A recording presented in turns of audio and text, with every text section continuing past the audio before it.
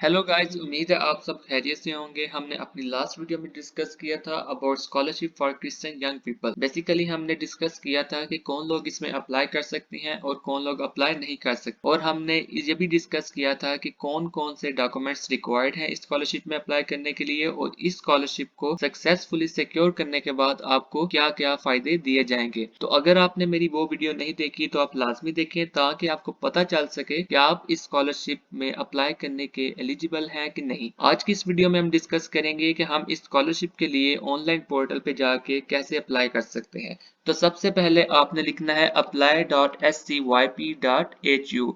इसके अलावा पाकिस्तान का कोई दूसरा सिटीजन इसमें अप्लाई नहीं कर सकता। तो ये लिंक आप लिखेंगे तो आपके सामने इसकी ऑफिशियल वेबसाइट आ जाएगी जहां से आप अप्लाई कर सकते हैं। तो अगर तो आपने प्रोग्राम्स फाइंड करने हैं तो यहाँ से फाइंड आउट कर लें, अदरवाइज जब आप अपना अकाउंट क्रिएट कर लेंगे तो उसके अंदर भी ऑप्शन होगा, वहां से भी आप अपने रेलेवेंट प्रोग्राम्स को फाइंड आउट कर सकते हैं। अगर आपका अकाउंट है तो आप लॉग इन हो जाए, अदरवाइज पहले आप खुद को रजिस्टर करेंगे by clicking on become an applicant. जब आप इसे क्लिक करेंगे तो आपके सामने ये सारी इन्फॉर्मेशन आ जाएगी। आप अपनी इन्फॉर्मेशन यहाँ पुट करेंगे। सबसे पहले आप अपना फुल नेम लिखेंगे, फिर आपने इन्हें अपना ईमेल एड्रेस प्रोवाइड करना है, और यहाँ पे आपने अपना वो ईमेल एड्रेस मेंशन करना है जो एक्टिव हो, क्योंकि इस ईमेल एड्रेस पे आपको एक एक्टिवेशन लिंक आएगा जिसे क्लिक करके आपका अकाउंट वेरीफाई हो जाएगा। उसके बाद आपने अपना स्काइप नेम देना है, जो भी आपका स्काइप नेम होगा आपने यहाँ पे मेंशन कर देना है। जिस जिस ऑप्शन के साथ आपको ये रेड स्टार नजर आ रहा है इस ऑप्शन को फिल करना लाजमी है, इसके बगैर आपकी रजिस्ट्रेशन नहीं हो सकती। तो आपने आपका जो भी स्काइप का नेम है वो आपने यहाँ पे लिख देना है, और फिर आपने अपना मोबाइल फोन नंबर देना है। ये ऑप्शनल है, अगर आप दे दें तो भी ठीक है, ना दें तो भी कोई फर्क नहीं पड़ता, आपकी रजिस्ट्रेशन हो जाएगी। और लास्ट पे आपने अपनी सिटीजनशिप मेंशन कर देनी है। मैं पाकिस्तान से हूँ तो मैं पाकिस्तान मेंशन करूंगा, आप जहाँ से भी हैं आप वो मेंशन करेंगे। आपने एक दफा इसे पढ़ लेना सबको, स्टेटमेंट फॉर एप्लीकेशन को भी, और इनकी जो प्राइवेसी पॉलिसी है वो भी आपने पढ़ के इन सबको टिक कर देना है। इसके बाद आप करेंगे साइन अप एंड कंटिन्यू। अब आप जब ये करेंगे साइन अप एंड कंटिन्यू तो आपके सामने एक कोड आ जाएगा, वो आपका एक्सेस कोड होगा। इस कोड को आपने लिख लेना है, याद कर लेना है। जिस तरह से भी आपने इसे याद करना कर लीजिएगा, क्योंकि ये कोड आपको याद होगा तभी आप अपने अकाउंट को एक्सेस कर सकेंगे, तभी आप अपने अकाउंट में लॉग इन हो सकेंगे। आपने जब इसे लिख लेना है तो आपने क्लिक कर देना I wrote it down and continue. अब आप ये देखें कि जब आपने उस ऑप्शन पे क्लिक किया आई रोट डाउन एंड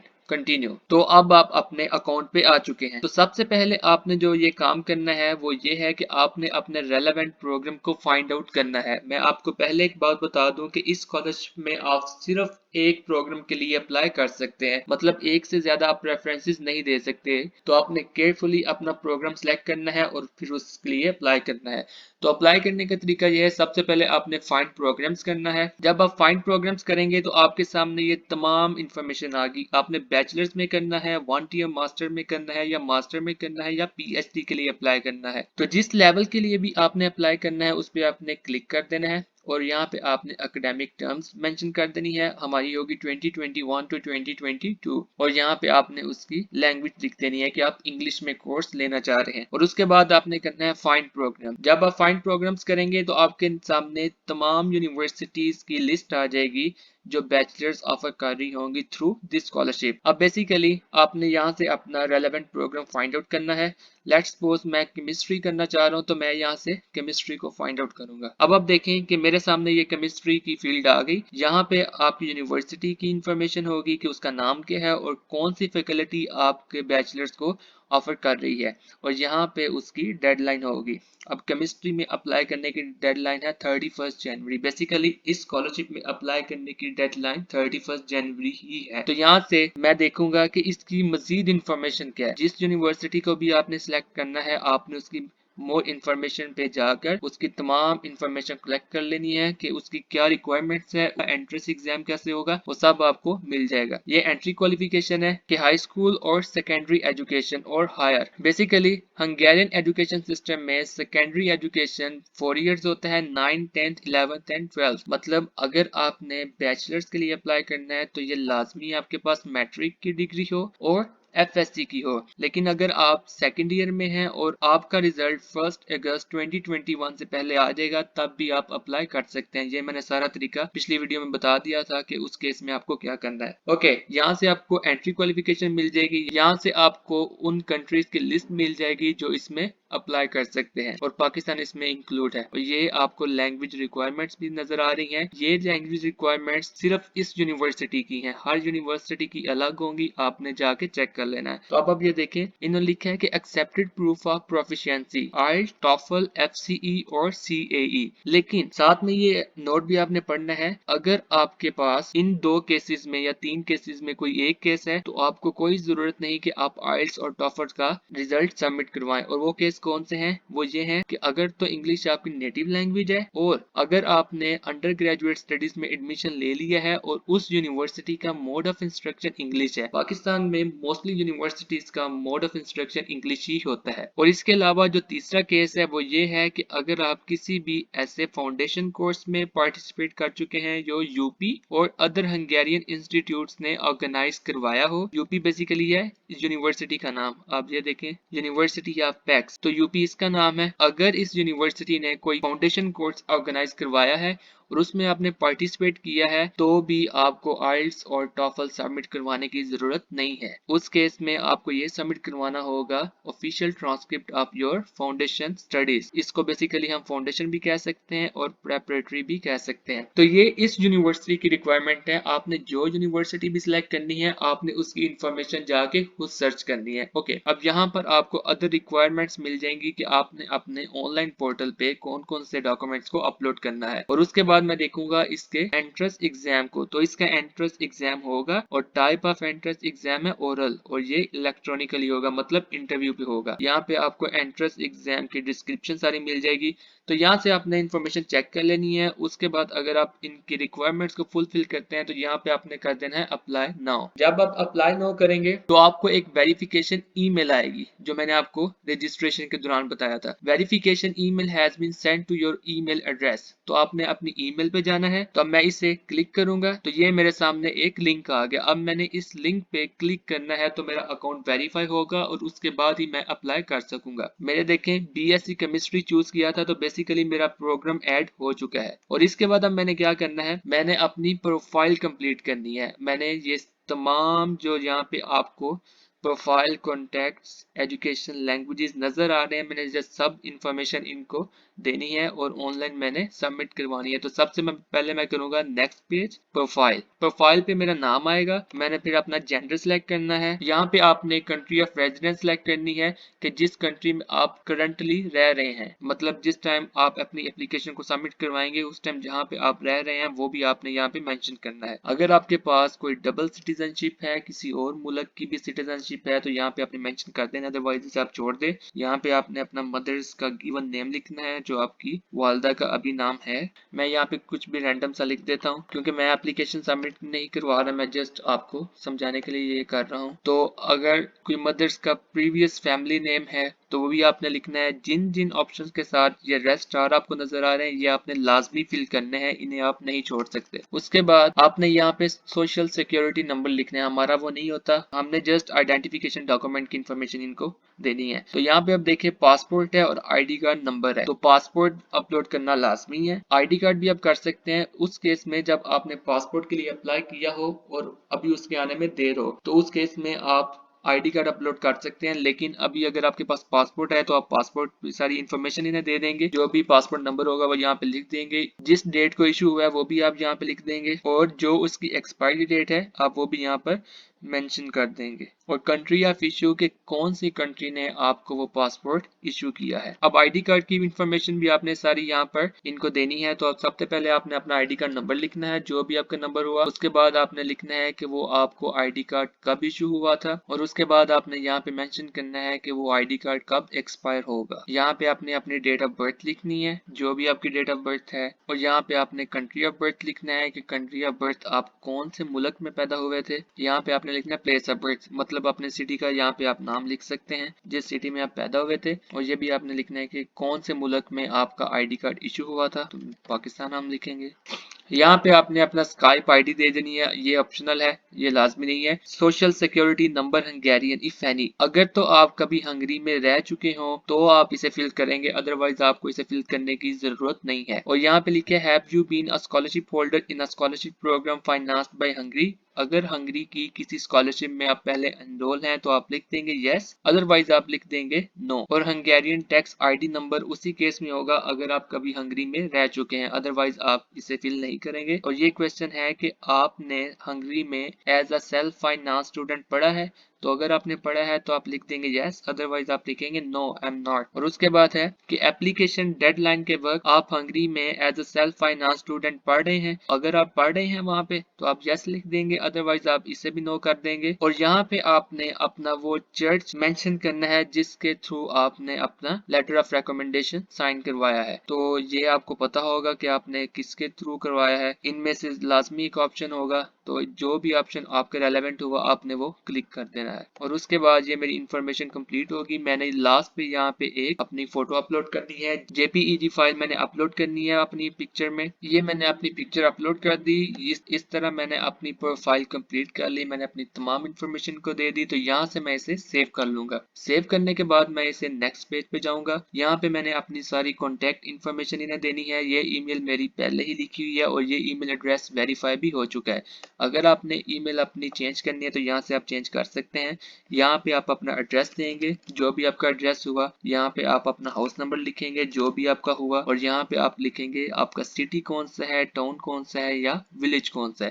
तो सारी इन्फॉर्मेशन आप पुट करेंगे। उसके बाद आप अपने सिटी का पोस्टल कोड लिखेंगे। पोस्टल कोड आपको नेट से इजीली मिल जाएगा। अपने शहर का नाम लिखिएगा और साथ पोस्टल कोड लिखिएगा तो आपका पोस्टल कोड आपके सामने आ जाएगा। वहां उसके बाद आप लिखेंगे कि कंट्री कौन सी है। उसके बाद यहाँ पर मैं अपने टेलीफोन नंबर दूंगा। ये दो ऑप्शनल है, होम और वर्क ये ऑप्शनल है। मोबाइल और स्काइप ये लाजमी है। तो मोबाइल नंबर आपने देना है जो भी आपका हुआ, यहाँ पे हम मेंशन कर देंगे। और वो आपने कोड लाजमी मेंशन करना है। हमारा कोड है +92, पाकिस्तान का कोड है +92। उसके बाद आपने अपना नंबर लिख। तो ये मैंने अपनी तमाम कॉन्टेक्ट इन्फॉर्मेशन भी पुट कर दी। तो मैं यहाँ से इसे सेव कर दूंगा। अगर आपका कोरिस्पोंडेंस एड्रेस डिफरेंट है तो वो भी यहाँ पे आपने मेंशन कर देना है। तो उसके बाद आपने उसकी भी सारी इन्फॉर्मेशन इन्हें दे देनी है। तो यहाँ से सेव कर देना है हमने। जब हमने सेव कर दिया तो अब हम जाएंगे नेक्स्ट पेज पे। बेसिकली नेक्स्ट होगा हमारी एजुकेशन इन्फॉर्मेशन। अब यहाँ पर एक बात आप समझ लीजिए कि अगर आप बैचलर्स के लिए अप्लाई कर रहे हैं तो अपने मैट्रिक और एफएससी की डिग्री को अपलोड करना है। अगर आप मास्टर्स के लिए अप्लाई करना है अपने मैट्रिक, एफएससी और बैचलर्स की डिग्री को अपलोड करना है। अब यहाँ से भी पढ़ सकते हैं। Please type your answers to the following questions about your current and previous education experience. Please list all stages of education starting from secondary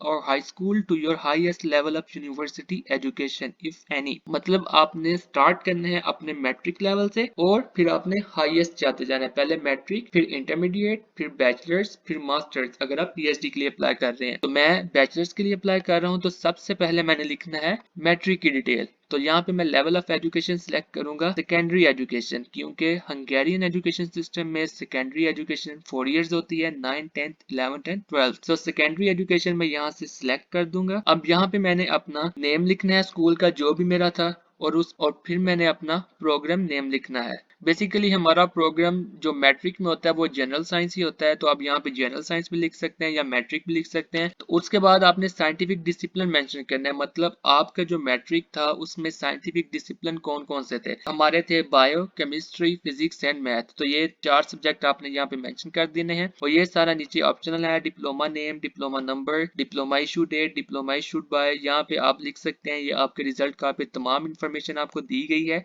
कि डिप्लोमा नेम क्या है। हमारा डिप्लोमा नेम है सेकेंडरी एजुकेशन, और डिप्लोमा नंबर आपका roll number होगा। Diploma issue date आपको लिखी होगी आपके रिजल्ट कार्ड पे, और इशूड बाय आपके रेलेवेंट बोर्ड ने इशू किया होगा। वो इशू लोकेशन भी आप लिख सकते हैं। ये इन्फॉर्मेशन लाजमी है। यहाँ पे आपने अपना स्टेटस लिखना है। तो स्टेटस अगर तो आप इसे कंप्लीट कर चुके हैं तो आप फिनिश लिख देंगे, अदरवाइज आप वैलिड लिख देंगे। वैलिड का मतलब है कि अभी वो कंटिन्यू है। तो फिनिश्ड, मैं फिनिश कर चुका हूँ तो मैं फिनिश लिख दूंगा।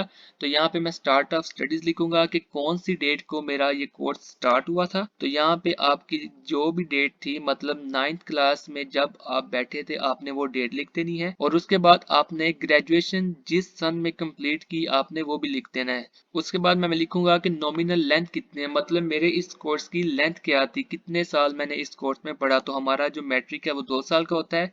तो यहाँ पे आपने मेंशन कर देना है 2 इयर्स। अब मोड ऑफ स्टडी आपको पता होगा कि आपका क्या था। अगर तो आप फुल डिग्री स्टडीज तो आपने फुल डिग्री लिख देना है। एक्सचेंज स्टडीज थी तो एक्सचेंज लिख देना है।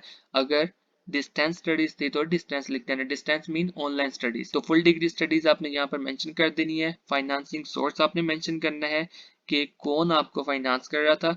अगर आप इनमें से किसी स्कॉलरशिप के थ्रू पढ़े हैं तो भी मेंशन कर देना, अदरवाइज आप लिख देंगे सेल्फ फाइनेंस। उसके बाद आपने अपने स्कूल का सिटी लिख देना है। स्टडी लोकेशन भी आपने बता देनी है, आपकी स्टडी लोकेशन एग्जैक्ट लोकेशन क्या थी, उसका एड्रेस दे देना है आपने अपने स्कूल का।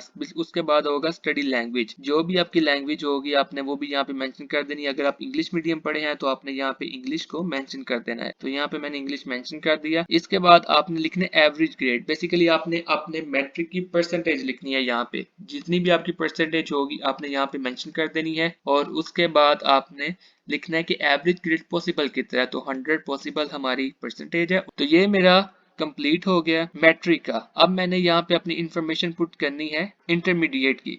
तो इंटरमीडिएट की इंफॉर्मेशन पुट करने के लिए मैं यहाँ से करूंगा इंसर्ट न्यू ब्लॉक हियर।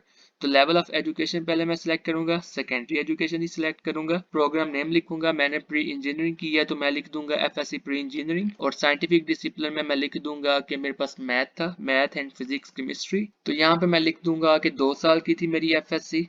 तो इस तरह हम हंगेरियन एजुकेशन सिस्टम के मुताबिक हमारी सेकेंडरी एजुकेशन कंप्लीट हो गई।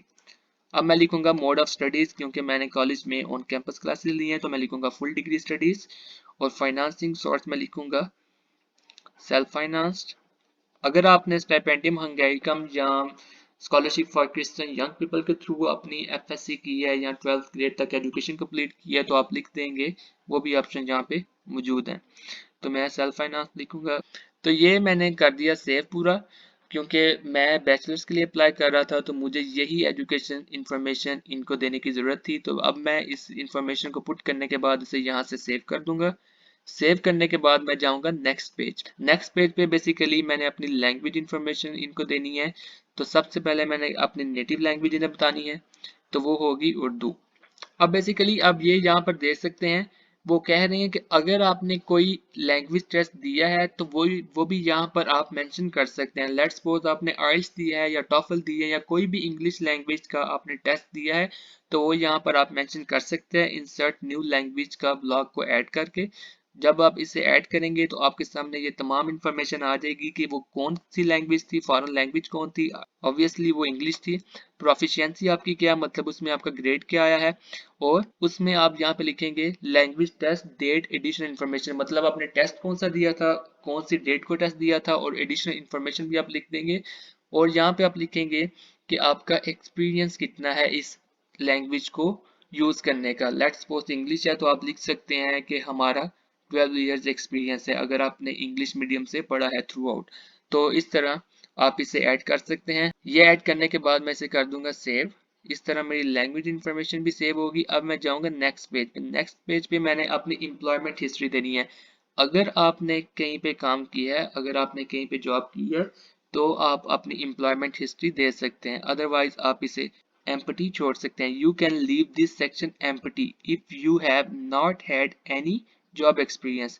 तो मेरे पास नहीं है, मैं इसे एम्प्टी छोड़ दूंगा। उसके बाद एक्टिविटीज पे मैं जाऊंगा। एक्टिविटीज में बेसिकली आपको वो सजेस्ट करते हैं कि अगर आपने कोई भी वॉलंटियर वर्क या एक्स्ट्रा कुरिकुलर एक्टिविटीज को परफॉर्म किया है और उसके मुताबिक आपके पास प्रोफेशनल सर्टिफिकेट भी है तो आप यहाँ पे जरूर मेंशन करें। अगर नहीं है तो लाजमी नहीं है, लेकिन अगर आपके पास कोई है तो आप मेंशन कर दें। और ये भी लिखा है कि you may also list sports and hobbies but only these are relevant for your application.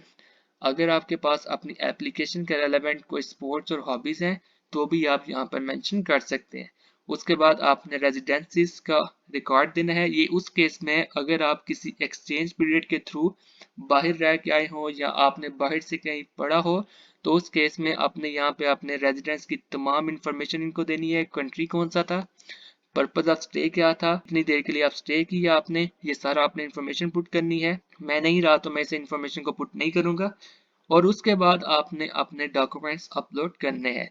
Documents मेरे अभी तक अपलोड नहीं हुए तो मुझे डॉक्यूमेंट्स अपलोड करने की ज़रूरत है। मैंने ये आपको अपनी पिछली वीडियो में बता दिया था कि आपने कौन कौन से डॉक्यूमेंट्स अपलोड करने हैं। अगर आपने वो वीडियो नहीं देखी तो अब लाजमी देखें ताकि आपको पता चल सके कि कौन कौन से डॉक्यूमेंट्स अपलोड करने हैं। अभी इस वीडियो के स्टार्ट पे जब मैंने अपना प्रोग्राम सेलेक्ट किया था तो और मैं अपनी यूनिवर्सिटी की वेबसाइट पे गया था तो वहाँ पे भी मेंशन था कि कौन कौन से डॉक्यूमेंट्स मैंने अपलोड करने हैं। वो तमाम डॉक्यूमेंट्स मैंने अपलोड करने हैं और साथ ही यहाँ पे आपको टास्क भी नजर आ रहा है। जो डॉक्यूमेंट्स मैंने लाजमी अपलोड करने हैं वो टास्क की शक्ल में भी आपके पोर्टल पे आ जाएंगे। तो मैं इस टास्क पे क्लिक करूंगा, लेकिन मैं बाद में क्लिक करूंगा, पहले मैं इसको सारा फिल कर लूँ। उसके बाद मैंने अपना एक मोटिवेशन लेटर लिखना है। अब यहाँ पे ये मेंशन है कि आपने बताना है कि why are you a suitable candidate, आप इस स्कॉलरशिप के लिए सूटेबल क्यों हैं, और आपने ये भी बताना है कि आप इस प्रोग्राम में क्यों अप्लाई कर रहे हैं और आप इस प्रोग्राम में क्या हासिल करना एक्सपेक्ट कर रहे हैं, और आपने ये भी बताना है कि आपका बैकग्राउंड आपको कैसे सूटेबल कैंडिडेट बनाता है इस स्कॉलरशिप के लिए, इस प्रोग्राम के लिए। और उसके बाद आपने फाइनली ये बताना है कि इस प्रोग्राम में बैचलर्स के बाद आपके गोल्स किस तरह अचीव होंगे, आप किस तरह अपने गोल्स को अचीव करेंगे, ये प्रोग्राम किस तरह हेल्पफुल होगा आपके गोल्स की अचीविंग में। ये सारा आपने अपने लेटर ऑफ मोटिवेशन में बताना है। यहाँ पे भी आप देख सकते हैं क्लियरली मेंशन है, please right at least 3000 characters but not more than 3500 characters. मतलब 3000 और 3500 के दरमियान हमने वर्ड्स को यहाँ पे लिखना है एज अ मोटिवेशन। और उसमें हमने क्या क्या बताना है ये क्लियरली मेंशन है, आपने यहाँ से इसे पढ़ लेना है। तो ये मैंने इसलिए फिल किया है क्योंकि इसे फिल करना लाजमी है। ये आपको रेड स्टार नजर आ रहा होगा। तो यहाँ पे आपने अपना लेटर ऑफ मोटिवेशन लिखना है सारा, और जो लिखना है ये ऊपर मेंशन है, आपने ऊपर से इंस्ट्रक्शन पढ़ लेनी है और उसके बाद इसे सेव कर देना है। तो ये भी सेव हो गया। अब जो मेरा फाइनल स्टेप है, जो फाइनल मेरा टास्क है वो ये है कि मैं अपने टास्क को कंप्लीट करूं। टास्क में बेसिकली मुझे दिया गया है कि मैं अपने इन डॉक्यूमेंट्स को लाजमी अपलोड करूं। अब ये लिखा है मेडिकल सर्टिफिकेट्स, तो सबसे पहले मैंने अपना मेडिकल सर्टिफिकेट अपलोड करना है। तो मेडिकल सर्टिफिकेट के लिए ये तमाम रिक्वायरमेंट्स मेंशन है। जो फर्स्ट रिक्वायरमेंट है वो ये है कि मेडिकल सर्टिफिकेट्स 25 नवंबर 2020 से पहले इशू ना हुए हों। मतलब 25 नवंबर 2020 के बाद जो मेडिकल सर्टिफिकेट्स आपको इशू होंगे वही अपलोड किए जा सकते हैं, उसके अलावा कोई मेडिकल सर्टिफिकेट अपलोड नहीं किया जा सकता। उसके बाद उन्होंने बताया है कि हंगरी हेल्प्स एजेंसी का अपना कोई मेडिकल सर्टिफिकेट फॉर्म नहीं है। आप किसी भी हॉस्पिटल पे जाके उनके ऑफिशियल लेटर हेड पे अपना मेडिकल सर्टिफिकेट बनवा सकते हैं, लेकिन उसकी कंडीशन ये है कि उस मेडिकल सर्टिफिकेट पे फिजिशियन के साइन हो। अब मेडिकल सर्टिफिकेट में क्या हो, उसमें ये मेंशन होना चाहिए कि आपको AIDS, hepatitis A B C और दूसरी कोई भी एपिडेमिक कंडीशन नहीं है।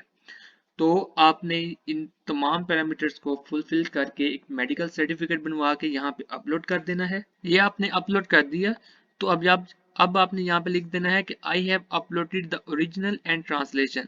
बेसिकली हमारे जो ऑफिशियल जितने भी डॉक्यूमेंट्स हैं वो इंग्लिश में होते हैं, तो हमें ट्रांसलेशन अपलोड करने की जरूरत नहीं है। लेकिन यहाँ पे आपने यही ऑप्शन को क्लिक करना है, आई have uploaded the original and translation.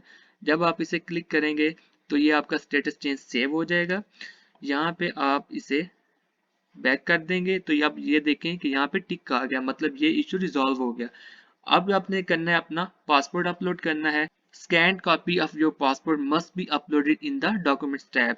तो यहाँ पे अब आप अपना पासपोर्ट ऐड कर सकते हैं, अपलोड कर सकते हैं। स्कैन कॉपी होनी चाहिए। जब आप अपना पासपोर्ट अपलोड कर चुके हैं तो आपने यहाँ से अपना स्टेटस चेंज कर देना है, आई हैव अपलोडेड माई पासपोर्ट। अगर आपके पास आपका पासपोर्ट नहीं है तो आपने ये स्टेटस को टिक कर देना है, I do not have my passport, I have uploaded my ID। Letter of recommendation issued by church, ये इंपॉर्टेंट है आपके लिए, ये इंतहाई लाजमी डॉक्यूमेंट्स है। और ये मैंने अपनी पिछली वीडियो में बताया था कि इसका क्राइटेरिया क्या है। आप मेरी पिछली वीडियो लाजमी देखें, वहां से आपको पता चल जाएगा कि आप लेटर ऑफ रिकमेंडेशन किस क्राइटेरिया पे ले सकते हैं। अब यहाँ पे लिखा है कि ट्रांसक्रिप्ट ऑफ रिकॉर्ड्स, बेसिकली इसमें अगर आप बैचलर्स के लिए अप्लाई कर रहे हैं तो आप अपने मैट्रिक का रिजल्ट भी अपलोड करेंगे और FSC का रिजल्ट भी अपलोड करेंगे। तो अब मैं बैचलर्स के लिए अप्लाई कर रहा हूँ तो मैं अपने दोनों रिजल्ट्स यहाँ पे अपलोड करूंगा। आपने दोनों रिजल्ट्स को अपलोड करके उसके बाद अपना स्टेटस चेंज कर लेना है। मैं जस्ट आपको बता रहा हूँ तो इसलिए मैं तो एक ही फाइल अपलोड करूंगा, लेकिन आपने दोनों रिजल्ट्स यहाँ पे अपलोड करने हैं। तो मैं उसके बाद लिख दूंगा आई have uploaded the original and translation. क्योंकि हमारे तमाम डॉक्यूमेंट्स इंग्लिश में होते हैं तो आपको ट्रांसलेशन अपलोड करने की ज़रूरत नहीं है, लेकिन आपने स्टेटस यही सेव करना है। उसके बाद आपने अपना लेटर ऑफ रिकमेंडेशन जो आपको चर्च इशू करेगा वो आपने यहाँ पे अपलोड कर देना है। और उसके बाद आपने अपना स्टेटस चेंज कर देना, I have uploaded my letter of recommendation issued by a church. और फाइनली हाई स्कूल सर्टिफिकेट्स आपने अपलोड करने हैं। अगर तो आप अभी हाई स्कूल में पढ़ रहे हैं और आपका रिजल्ट 1 अगस्त 2021 से पहले आ जाएगा तो भी आप इसमें अप्लाई कर सकते हैं। और फिर आप इस स्टेटस में ये वाला ऑप्शन क्लिक करेंगे, I am currently still studying in the final year and have not yet received my certificate. तो उस केस में आपने अपने 11th ग्रेड तक तमाम ट्रांसक्रिप्ट्स को अपलोड कर देने हैं और मैट्रिक के ट्रांसक्रिप्ट को भी अपलोड कर देना है। अदरवाइज आप लिखेंगे आई have uploaded the original and translation, अगर आपके डॉक्यूमेंट्स कंप्लीट हो चुके हैं, अगर आपकी एफएससी कंप्लीट हो चुकी है तो। ये इस तरह मेरे तमाम टास्क जो मेरी इस एप्लीकेशन के लिए लाजमी था वो कंप्लीट हो गई। लेकिन आपने देखा होगा कि जब मैं यूनिवर्सिटी की वेबसाइट पे गया था मोर इन्फॉर्मेशन को कलेक्ट करने, तो वहाँ पे इनके अलावा भी डॉक्यूमेंट्स थे जिसमें सीवी भी थी। अब यहाँ पे सीवी नहीं है तो वो डॉक्यूमेंट्स आपने कहाँ पे अपलोड करने हैं, तो उसके लिए आप जाएंगे माई एप्लीकेशन पे। माई एप्लीकेशन पे जब आप जाएंगे तो यहाँ पे लिखेंगे एडिट एप्लीकेशन। एडिट एप्लीकेशन को आप क्लिक करेंगे तो ये तो सारा सेव हो चुका। तो अब आप यहाँ पे डॉक्यूमेंट्स में जाएंगे। डॉक्यूमेंट्स में आप देखें कि आपके वो तमाम डॉक्यूमेंट्स जो वहाँ पे मेंशन थे वो सेव हो चुके हैं, लेकिन अभी आपने अपनी सीवी मेंशन करनी है क्योंकि केमिस्ट्री के लिए यूरोपास सीवी की भी ज़रूरत थी। तो वो उस सीवी को अपलोड करने के लिए मैं यहाँ पे दोबारा क्लिक करूंगा और अपनी यूरोपास सीवी को यहाँ पे मेंशन कर दूंगा। बेसिकली यूरोपास सीवी आप नेट से बना सकते हैं। आपने नेट पे जस्ट जाके सर्च करना है Europass format. Europass format search करेंगे तो आपके पास सारा यूरोपास सीवी का फॉर्मेट आ जाएगा। तो वहां पे आप अपनी इंफॉर्मेशन पुट करके सीवी को सेव कर सकते हैं। तो अब मैं अपनी सीवी भी अपलोड कर दी है। तो अब मेरे डॉक्यूमेंट्स कंप्लीट हो गए हैं। इसके बाद मैं इस एप्लीकेशन को सबमिट करवा सकता हूं क्योंकि आपने मैंने तमाम information profile contact education languages employment activities residence document motivation other. Other मैं चेक कर लेता हूँ क्या है। अदर में यह है कि अगर आपको लगता है कि आपकी कोई ऐसी मेडिकल कंडीशन है जो आपको बतानी चाहिए स्कॉलरशिप के लिए तो वो आप बता सकते हैं और उसके बाद मैं इसे सेव कर सकता हूँ। डॉक्यूमेंट्स में मैं पहले जाऊंगा, इसे मैं पहले सेव करूंगा और फिर फाइनली मैं अपनी एप्लीकेशन को सबमिट करवा सकता हूँ। यहाँ से मैं एप्लीकेशन सबमिट करवा दूंगा। ये लिखें आगे errors were detected in the application. तो हम ये देखेंगे कि एरर कौन सी जगह पे आया है। तो यहाँ पे आप देखिए प्रोफाइल में एरर आया है, तो प्रोफाइल में हम जाएंगे। अब कौन सी जगह पे एरर आया है, वो आया है ये, हमने ये सिलेक्ट नहीं किया। तो यहाँ पे मैं लिख दूंगा पासपोर्ट। पासपोर्ट सिलेक्ट कर दिया, अब ये मसला खत्म हो जाएगा। तो अब यहाँ पे एजुकेशन में मसला आ रहा है, एजुकेशन में हम क्लिक करेंगे और यहाँ पे जाके चेक करेंगे कि मसला कौन सी जगह पे आ रहा है। यहाँ पे देखें कि मैंने कंट्री को चूज नहीं किया जहाँ से मैंने अपनी एजुकेशन कंप्लीट की है, तो ये मुझे चूज करनी पड़ेगी। इसके लिए मैं लिखूंगा पाकिस्तान। ये मैंने पाकिस्तान चूज कर लिया। तो अब ये दोनों मसले सेव हो जाएंगे, हल हो जाएंगे। तो अब मेरी एप्लीकेशन सबमिट हो जाएगी। यहाँ से मैं करूंगा श्योर। अब देखें एप्लीकेशन वाज सक्सेसफुली सबमिटेड। यहाँ पे कंग्रेचुलेशंस आ गया कि आपकी एप्लीकेशन सबमिट हो चुकी है और आपने अपने अकाउंट को लॉग इन करते रहना है ताकि आपको फर्दर इंफॉर्मेशन और फीडबैक मिल सके। और मजीद आपने अपनी ईमेल चेक करते रहना है ताकि आपको अगर कोई मेल आए तो आप उसका रिस्पॉन्स क्विकली कर सकें। तो ये तरीका था जी एप्लीकेशन को सबमिट करवाने का। मुझे उम्मीद है आपको समझ लग चुकी होगी। वीडियो थोड़ी लंबी बनी है लेकिन इस वीडियो को देखने के बाद आपको कोई शक लेकिन इस वीडियो को देखने के बाद आपको कोई डाउट नहीं रहेगा कि एप्लीकेशन कैसे सबमिट करवानी है। अब अगर आप किसी भी एप्लीकेशन को एडिट करना चाह रहे हैं तो उसके लिए आपको सबसे पहले एप्लीकेशन डिलीट करनी पड़ेगी और उसके बाद आप अपनी इंफॉर्मेशन को एडिट करेंगे और उसके बाद आप दोबारा अप्लाई करेंगे उस डिसिप्लिन के लिए जिसमें आप अप्लाई करना चाह रहे हैं। तो ये सारी इंफॉर्मेशन थी जो आपको पता होनी चाहिए। उम्मीद है आपको समझ लग चुकी होगी। अगर ये वीडियो आपके लिए इंफॉर्मेटिव है तो आप हमारे चैनल को सब्सक्राइब करें और इस वीडियो को लाइक करें। और अगर आप किसी ऐसे शख्स को जानते हैं जो इसमें अप्लाई करने के एलिजिबल है तो उस तक ये वीडियो लाजमी पहुंचाएं।